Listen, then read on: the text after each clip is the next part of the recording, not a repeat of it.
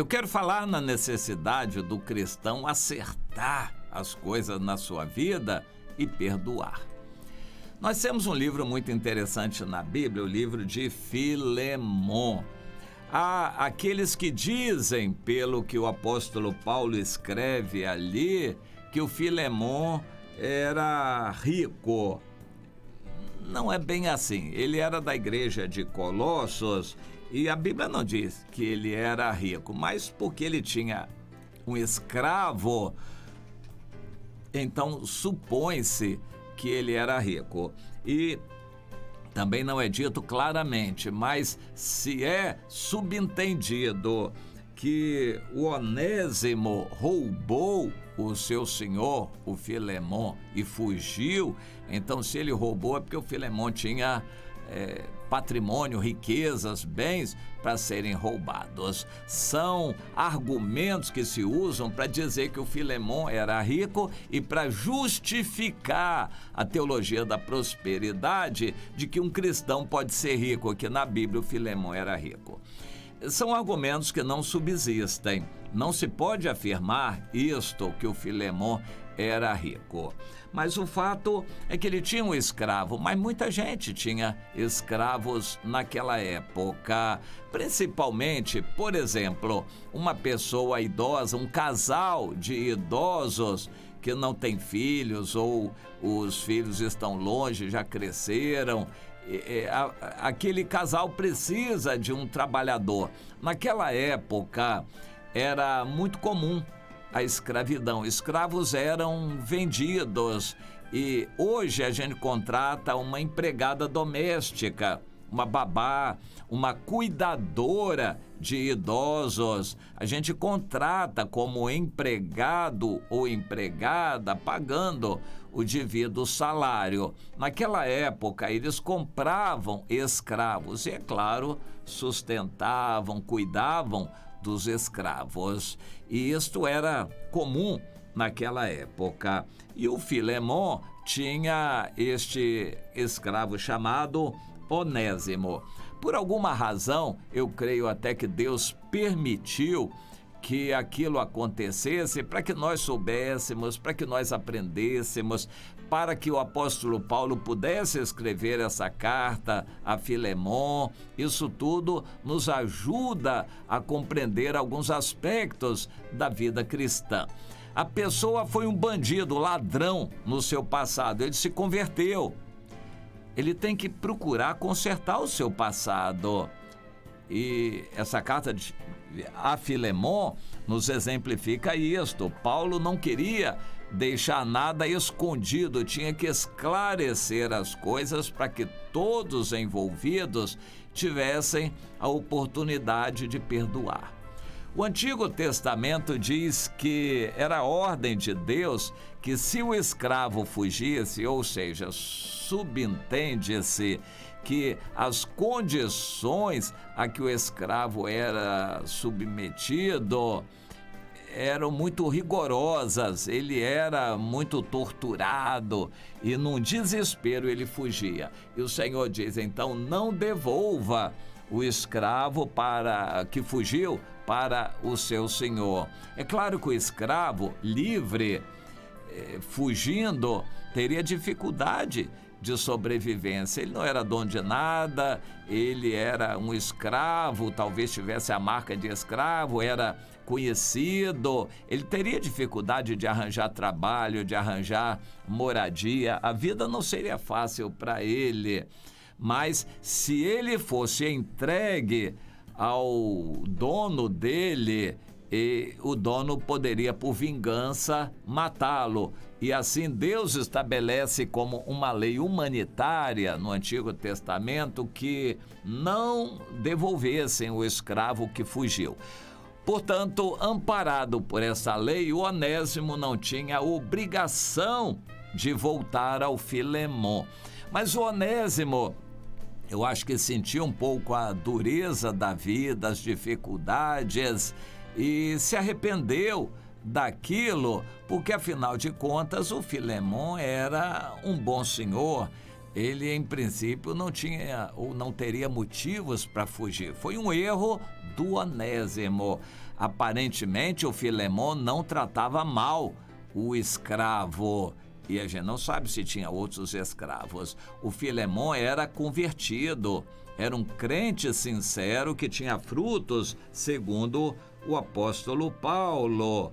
E o apóstolo Paulo chama de colaborador, companheiro de lutas e que abrigava uma igreja na sua casa.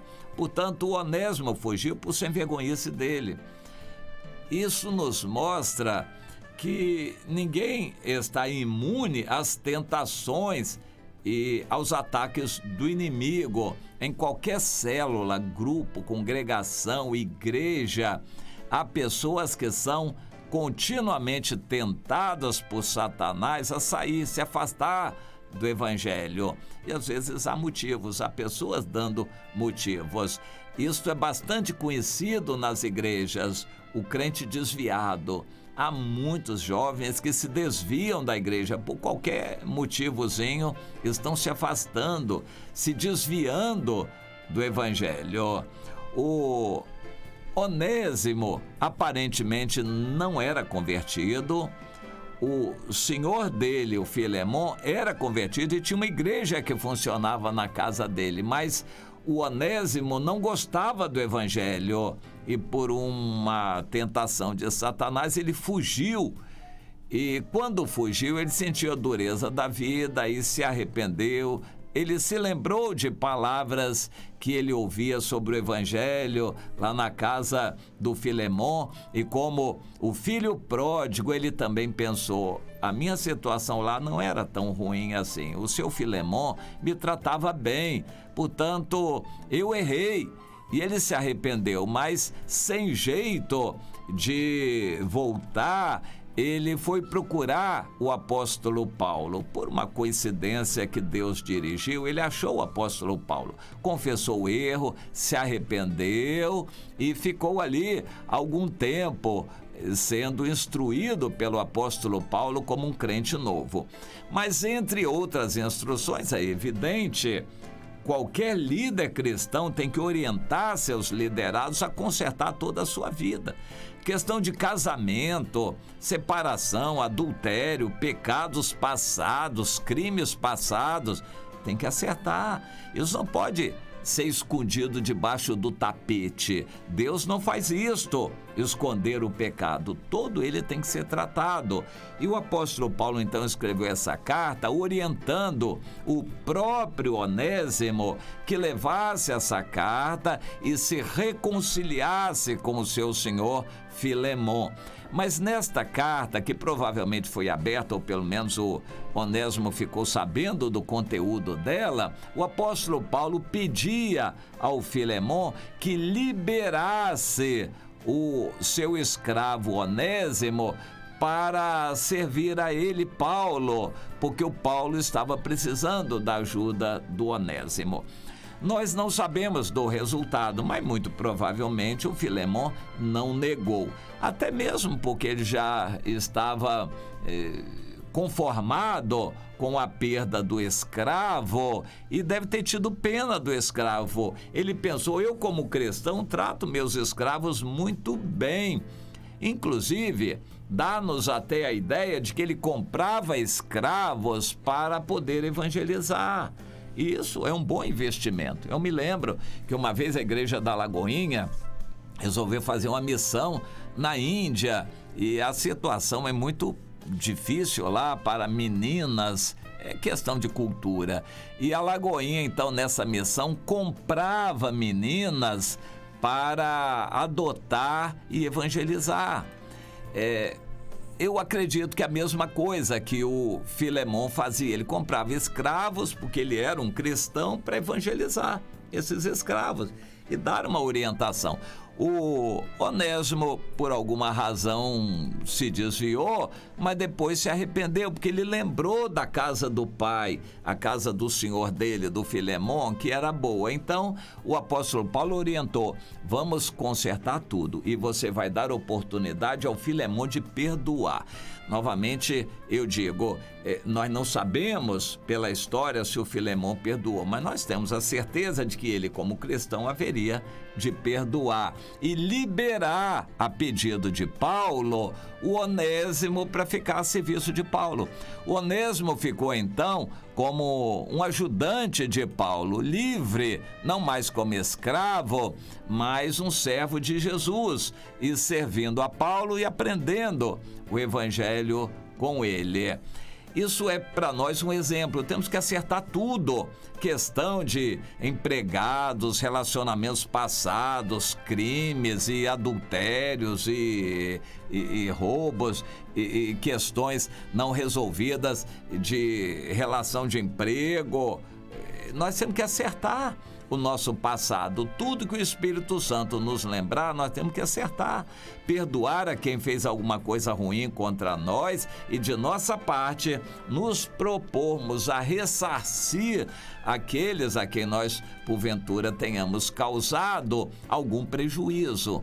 É necessário a gente tomar essas atitudes. Deus quer que hajamos assim para limpar a área, limpar o nosso coração, limpar a nossa consciência e até dar oportunidade às pessoas de nos perdoarem. E quanto a nós, podemos também perdoar a todos que nos fizeram algum mal. É assim que Deus nos quer, com a vida limpa.